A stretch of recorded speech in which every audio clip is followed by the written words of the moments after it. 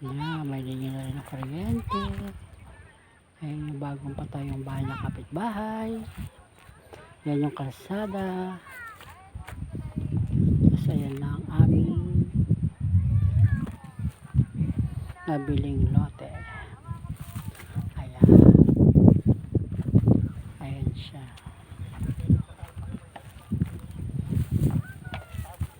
Ayan.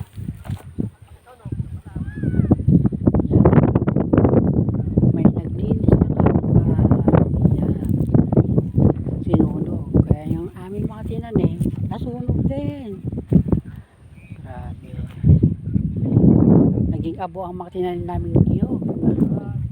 At yung mga puno ng saging, naging abo din. Kaya panibago na naman tayo muli magtatanim. Yung akala namin mabubuhay na kako yung mga tanim namin, abo na namin nadatnan. Ayan. May naglinis naman palang kapitbahay. Damay-damay na. Dahil kanilang mga nabiling lote rito ay pinagsusunog din dahil sa sobrang dami ng damo. Ayan. Yan, pati sa kabilang kalsada. Yan. Thank you, thank you.